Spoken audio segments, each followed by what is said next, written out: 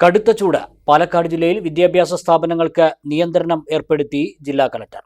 ക്ലാസുകൾ താൽക്കാലികമായി നിർത്തിവെക്കാനാണ് ജില്ലാ കലക്ടർ ഉത്തരവിട്ടത്.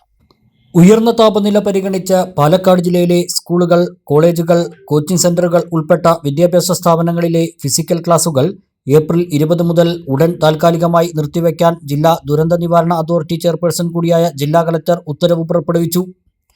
താപനില 37 ഡിഗ്രി സെൽഷ്യസിലോ അതിൽ താഴെയോ 2 തുടർച്ചയായ ദിവസങ്ങൾ രേഖപ്പെടുത്തിയാൽ മാത്രമേ ഉത്തരവ് പിൻവലിക്കപ്പെടുകയുള്ളൂവെന്നും ഉത്തരവിൽ പറയുന്നു. വിദ്യാഭ്യാസ സ്ഥാപനങ്ങൾ 24 മണിക്കൂറിനകം ഓൺലൈൻ ക്ലാസുകൾ ആരംഭിക്കാനും നിർദ്ദേശമുണ്ട്.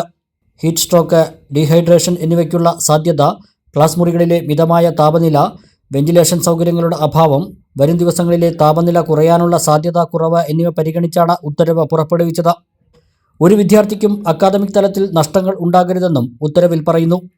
ഇതിനകം നിശ്ചയിച്ച പരീക്ഷകളും പ്രാക്ടിക്കൽ ക്ലാസുകളും മിതമായ താപനിലയിൽ കുടിവെള്ളം, ORS ലായനി എന്നിവ ഉറപ്പാക്കിക്കൊണ്ട് നടത്താം.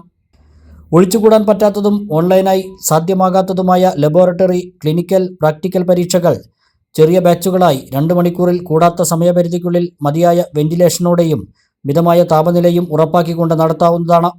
ഉത്തരവിന്റെ ലംഘനം ശ്രദ്ധയിൽപ്പെട്ടാൽ district emergency operation centre help line നമ്പറായ 1077 എന്നതിൽ ബന്ധപ്പെടാവുന്നതാണ്.